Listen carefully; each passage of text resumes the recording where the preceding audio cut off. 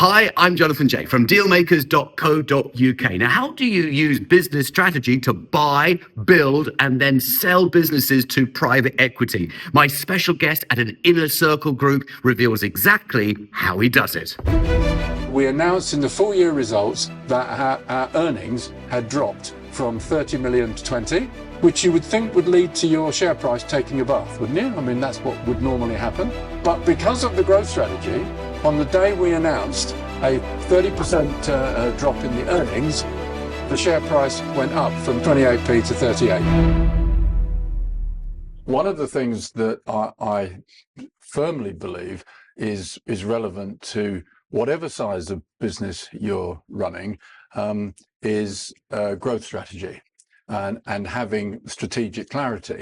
What I mean by strategy is that you give some definition to the priorities you have for earnings growth and how you think those priorities are going to lead at a future date to value crystallization and what I would call an optimized exit. And I think you're more likely to get an optimized exit if you've got strategic clarity than if you haven't. And that even where there is any form of strategic clarity, strategic priorities are things that managers pursue in their spare time, but they haven't got any. And so when you look at why most strategies fail, and the statistics suggest that 90% of growth strategies fail partially, and about 50% of them fail totally. So I tried to think, why should that be? Well, there are several reasons why strategies fail. One is because people choose to invest in unattractive or relatively poor markets. So it is actually quite important to choose a market which isn't going backwards. And I've seen one of the bits of advice that Jonathan gives is don't invest in businesses you don't understand. So assuming you're investing in something you understand, it's pretty likely that you will have an understanding of whether it is in a growth market, a declining market, or a static one. You certainly don't want to invest in a market that's going backwards. And you probably don't want to invest in a market where the competitive dynamics are hostile. The more hostile the competitive dynamics, the harder it's going to be. So one of my mantras would be the agenda for your business should be set by your customers and the benchmarks should be set by your competitors. Over the years, it's progressively amused me that large companies employ an increasing number of accountants and financially trained people. And I always ask the question, how many of these people are focused upon recording the numbers for your own business? And the answer is all of them. And I ask, well, how many of these accountants are actually focused on looking at the numbers of your competitors? And the answer is nobody. Well, unless you've got some idea of the competitiveness of the business you've invested in, it's very difficult to figure out what you want the strategy to be. The other reason that a lot of strategies fail, or fail at least partially, is because managements don't know how to do it. I've been on the board now in the last 15 years, probably of about 15 or 20 companies, and I've advised at least as many. So that's a pretty good cross-section, isn't it? I haven't sat on the board of a single company that knows how to do growth strategy. Not one. So you might say, well, why is that then? Well, it's because everybody focuses on business planning. Everybody knows what business plans look like, and I imagine you've all been involved in writing some. The problem with business planning is that it's forward from the past. And you can't do growth strategy forward from the past. You have to do it back from the future. And of course, if forward planning or business planning is forward from the past, what it usually means is it's take this year's budget, roll it forward 3 or 4 years, and apply a heavy dose of over-optimism in the last year. That, in my experience, is what most business plans look like. I've developed over the years a methodology which I call making strategy pay, when you start to advise people on things, you start to give them fancy titles and stuff like that. I didn't call it this when I was an executive, but making strategy pay starts with the assumption that it is the job of the leadership, and in this case, as you're all investors, that's going to include you, to have a pretty clear vision of what you expect this thing to look like in, say, 3 years' time. And it's the job of growth strategy to help you achieve what I've now got experience of on several occasions, and I believe Jonathan has experience on rather more occasions than me, which is that you should be able to get an outcome that says, if you double the earnings, you treble the value, or better. So I've chaired a number of businesses now for LDC. The first one wasn't exactly glamorous because it was traffic lights and orange cones. And we sold that business for 3 times what we paid for it in 18 months.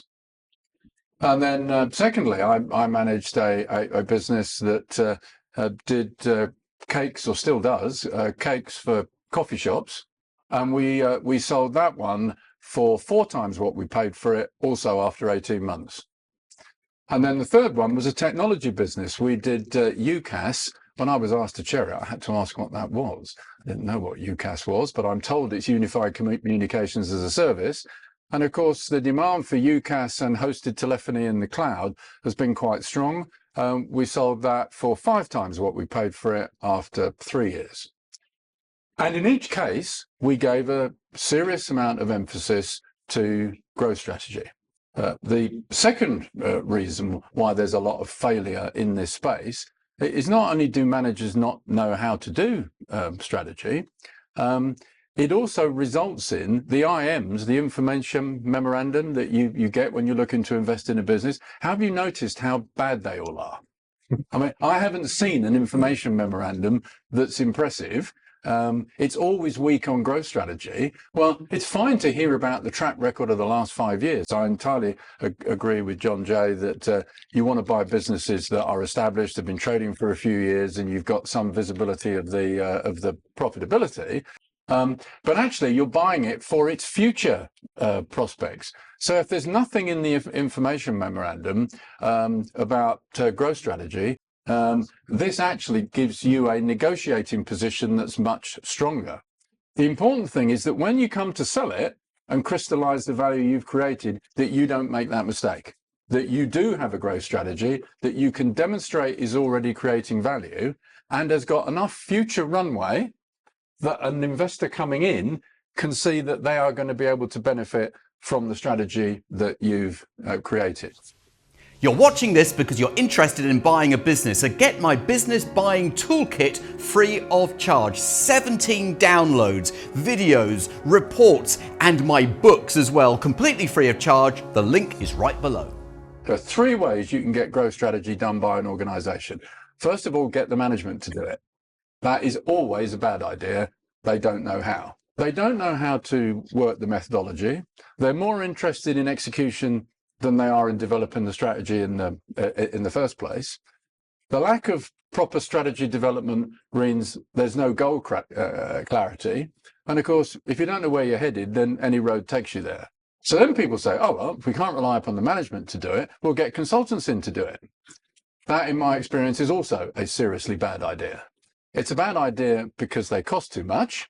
You pay a premium rate to feed the very high earnings of the partners, and you get the junior project people to do the work. Because you're busy and you're under pressure managing the status quo, managing what you've got, you tend to put relatively poor people working alongside these project managers for the consultants. And it costs you 300 grand, and the project recommendations go in the bottom drawer and nothing happens. And that's not a great way of spending money. So I would strongly recommend to you that you do growth strategy, but you don't think the management are going to do it on their own, and you don't give it to consultants.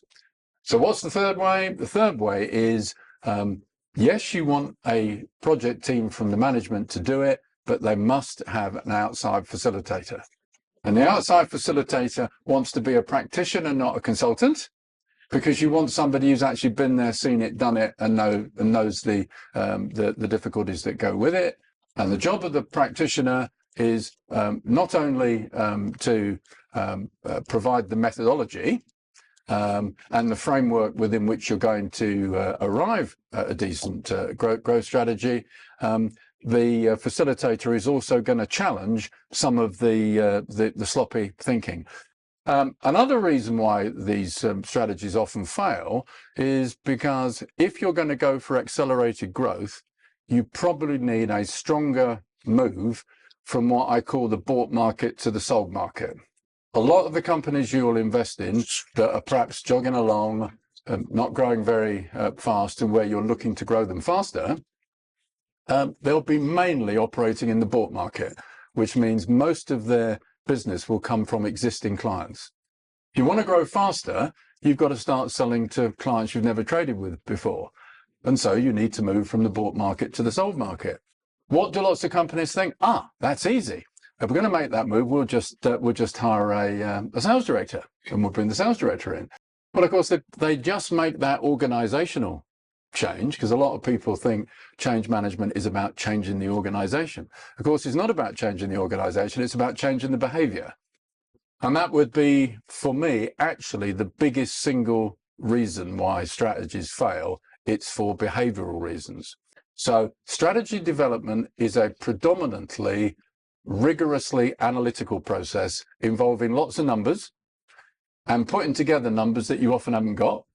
So don't think you can just do it at the flick of a switch and by being lazy about making sure you've got the right analytical detail on which to make good decisions. So we essentially divide this into two parts. We've got any golfers in the room? Anybody play golf here? Yeah, well, me too, right? So this is a bit backswing, downswing. So strategy development is your backswing, and strategy execution is the downswing. Here's something to look out for. The people in a business working on strategy want to bring it back to the board, if you like, or whatever form of governance you've got, all tied up with a pink ribbon when it's all done and dusted. Don't do that. Because when you bring it back to the board, pink ribbon, done and dusted, the management will resist any attempt to change it. So make sure there's a halfway point. Do strategy development first. So let's figure out the what. Don't allow them to start working on the how until you're all signed up on the what. So if you're involved in the business but not running it day to day, make sure that they bring to you what they see as the critical elements of the strategy so that you get a chance to have some input, so that they have the chance to go away and do a bit more work before they rush off into execution mode. Strategy development has got three parts to it. It's what I call growth engine selection, compelling propositions, and capability gaps. The strategy execution piece is about the main initiatives that are going to have to get taken in order to affect the strategy. The organizational changes, as I said earlier, not just the organogram, but the behaviors. Most senior executives have no idea how to bring about behavioral change, none at all. And why don't they? Because they fail to recognize that if you want behavioral change in a business, the person whose behavior has to change first and the most is the boss. The behavioral stuff I'll come back to. So we've got strategy development, growth engines, compelling propositions, capability, execution, your key initiatives, your organization and behaviors. And thirdly, you need a financial model to demonstrate that the numbers work based upon the strategic assumptions that you've made from the first half. So just pause for breath then, and let's talk about growth engine selection. The way we recommend that you do this is a bit like when you're recruiting people. Draw up a long list of which are the market opportunities that you think are most attractive to give you growth in this company. Because if you don't choose some growth engines, everything you do will be opportunistic. What we're looking for here is how many parts of your market do you want to prioritize for giving you the growth? And we usually find that the long list is anywhere between 12 and 15. Left to their own devices, most management teams will choose half of them. We would be pressing you to get it to 3 or 4, because this is an exercise in prioritization. And the important thing is you've got to make really good choices. So if you make duff choices here, you're definitely in trouble. So in order to make these choices, you're going to need some numbers to put into the process. So you effectively form a relative attractiveness matrix. Your opportunities down the left and the criteria along the top. And you fill in the boxes with all the information. And what we normally find is 3 or 4 opportunities come out scoring far ahead of all the others. And so it's a reasonably rigorous way of doing it, but it relies upon information that you're capable of gathering yourselves. You don't need to pay a lot of consultants to go and get it for you, because you can do a lot of it by desktop analysis. You can do some of it by interviewing people who've worked for your competition, who've come to work for you. You can get close enough to do it yourself. Well, it's one thing to have chosen your growth engine, so now you know where you want to grow, but that's still no good if you don't have a compelling proposition. I don't care how good the sales guy is. No sales guy is going to successfully sell a duff proposition. Most propositions are duff. They tend to be slightly better in the world of packaged grocery. Why are they better in packaged grocery? It's obvious. They're better in packaged grocery because in packaged grocery businesses, you keep sales separate from marketing. Marketing is the second most analytical discipline in business after finance.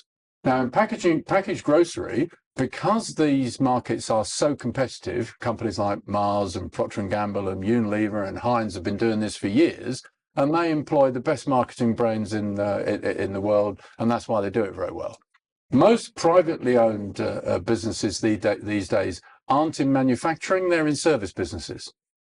And they wouldn't understand marketing if they tripped over it, because what they do is sales. And so most of the propositions you see in service businesses consist of what I call, this is what we do. But they're not very strong at this is what we do for you. Propositions need to be compelling in terms that are meaningful to the customer. Now, I'll give you just a couple of examples to try and bring it to life. A favourite one usually makes people smile, so I'll use a favourite one and then I'll pick one that's more recent and relevant. My favourite one is Ryanair, because, of course, I suspect that Michael O'Leary is not actually a terribly nice bloke. I suspect he's actually quite difficult to deal with, and I'm sure that this is amongst the reasons why he's a hell of a sight wealthier than I'll ever be. But he had an instinctive view that there was a compelling proposition out there, and it's called "We're cheap and on time." Now, bearing in mind that the experience of flying with Ryanair is unremittingly awful, you'd have to hand it to him that he has found a proposition that is sufficiently compelling in most people's minds that they'll put up with the unremitting awfulness. And it's even actually a little bit of a trick, because the proposition is we're cheap and on time, but he's on time taking you to places that you don't want to go to. When does Ryanair ever take you anywhere near your destination? They take you somewhere that's nowhere near the destination, and the time from the airport you arrive at to your hotel is longer than it took you to get there on Ryanair. There is a good example of a very compelling proposition. He was so pleased with himself with it that he even went so far as to advertise and publicly say, we're cheap and on time, but we're crap at everything else. It did trip him up because, of course, it gave a golden opportunity to EasyJet, who said, well, we're cheap and on time, but we're nice to you. And he had to make a public apology. I don't know whether you can remember. It was all over the airports that Ryanair is now going to be nice to you. So that's the faintly amusing example. A more recent and relevant one, I'm a director of a business called Speedy Hire, you know, the equipment rental business where you get everything from a hammer drill to a high reach platform. And when I joined the board, must be about 7 years ago now, Our less than compelling proposition was that we offer you a full range of DIY equipment, a full range, competitively priced, and we're operationally efficient. That was the proposition. Are you a business owner and you want to grow via acquisition? Then you need to be part of my Mastermind program, where we hold your hand all the way through the entire process to make sure that your first acquisition is a resounding success. I put some information in the video description below. So then we appointed a young chap called Dan Evans to be the Chief Operating Officer, and he and I had a good chat about this whole proposition development thing, and we decided that we would have to add to that a strong commitment to service. Well, of course, a lot of companies say you get a great service from us. The problem is that the reaction tends to be, well, I bet you say that to all the girls. So it's another thing to remember about growth strategy. You must give the strategy definition. Motherhood and apple pie type statements don't cut it. So we decided at Speedy that we would go for the 4-hour promise. If you ring us up and ask for the kit, we'll have it to you in 4 hours. Now I've got something a bit more measurable, and I've got a sense of, is that going to work for me as the buyer? So not surprisingly, having strengthened the proposition, we started to grow market share, but not fast enough. We weren't getting as much traction as we wanted. And here's another thing to remember about propositions. It's very unusual for you to find a USP, a single thing that gets you there. If you've got a business like that, by the way, lucky you, and if you want a co-investor, give me a call. But most of you probably are not sitting on a business with a single USP. So most compelling propositions have to consist of what's called a bundle of benefits. The only question is what's in the bundle. So Speedy had now got two things in the bundle, you know, decent range, competitively priced, operationally efficient. We've now got our 4-hour service promise, but still wasn't proving enough. So we hired 2 key people. We hired an ESG specialist, environmental, social and governance and all that stuff. And we hired a health and safety specialist. And so we put together our ESG package because a lot of our customers are bidding for infrastructure projects, which means you've got to get them past the government. And the government selection of suppliers, you won't get past first base if you haven't got a serious ESG element to the proposition. So we have set out to make sure that our customers can use our ESG formula as part of their bid for government contracts. And so we announced at the time of our full year results for last year that we just won a £20 million contract for all of Amy's outsourcing infrastructure equipment. And they made it quite clear that we wouldn't have got it without the ESG promise. And that in that space, we were miles ahead of the competition. So now we not only had a point of superiority, but we had a point of difference. It's a thing to ask about when you're thinking about propositions. Is it different or is it better? People tend to associate propositions with they've got to be different. Sometimes better is more than sufficient.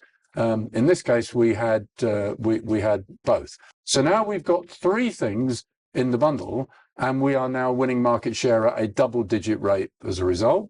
So when we announced our full year results, literally a month or 2 ago, because of the collapse of both the commercial and the residential markets, you know, the rising interest rates has not helped all that. So we've had developers going bust on us left, right and centre. So we haven't had a good last year for earnings. So we announced in the full year results that our earnings had dropped from 30 million to 20, which you would think would lead to your share price taking a bath, wouldn't you? I mean, that's what would normally happen. But because of the growth strategy and because of the contract win with Amy and several others, on the day we announced a 30% drop in the earnings, the share price went up from 28p to 38. But it reinforced in my mind strategic clarity, growth strategy, the investment community who invest, remember, back from the future, They don't invest forward from the past, they invest back from the future. What do we think is going to happen here in the next 2, 3, 4 years? The investment community is convinced that Speedy is now going to start earnings growth back based upon growth engine selection and proposition development. So then you come to capability. So now we know where we want to get the growth. Now we know what a compelling proposition looks like, or at least we're working on it, and we know what it's got to look like. It's got to be a bundle of benefits, and those benefits have got to be meaningful to the audience that we're trying to sell to. Now have we got the capability to get it done? Because if you want to implement a growth strategy successfully, you have to make sure it's resourced properly. The only strategy that ever gets delivered is one that you're capable of. And we've already rehearsed the fact that most of your managers are busy fighting fires and doing stuff every day. So strategic priorities are things they do in their spare time, but they haven't got any. So you need to make sure that you have got sufficient resource in this organization that you've invested in to get this strategy done. But even if you've got the right resource, you have to have the right behaviors. But just to give you a couple of examples of what can happen. A few years ago, I got asked to do a presentation like this to the top 100 executives in Balfour Beatty. And they all said to me, that was really interesting, Dave. We really like the stuff about marketing and blah, blah, blah. Yeah, that's just what Balfour Beatty needs. But they said, it's not going to happen. I said, well, why is that? Well, the top 10 people on the executive team have sent all of us on this program, but they're not coming. So we'll all go back and tell them what we've learned, and they'll say that's all rubbish. We're just going to carry on doing what we've always done. The people who made the successful execution of growth strategy impossible are the top people. Executives also need to understand if you want behavioral change from the people, they actually have to go through 3 phases. And the way I'll explain it to you, just imagine you've got 8 people working for you. You want to move from the bought market to the sold market. You need some different behaviors getting reinforced around here because you need people to be more market facing, more competitively aware, used to making quicker decisions because you have to move more quickly when you're dealing with situations externally. You want all these behavioral changes to happen.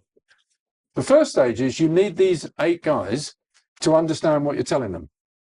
And it just reminds me of a conversation I had with Gary Weston. Most of you may not have heard of him. He's dead now. Gary Weston was the effectively the owner of Associated British Foods. ABF owns, amongst other things, Primark, British Sugar, Allied Bakeries. And Gary hired me to be chief executive of Allied Bakeries.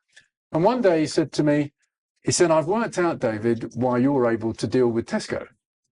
And I thought, well, I'm not sure I am actually able to deal with Tesco, but nonetheless, of course, I was curious as to why he thought I could. So I said, well, why do you think that is? Well, he said, it's obvious. It's because they can't understand half of what you say. I wasn't sure he intended it entirely as a compliment, but I let it pass.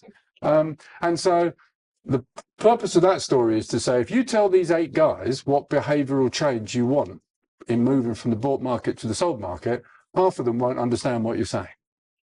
So now you've only got 4 who are still with you.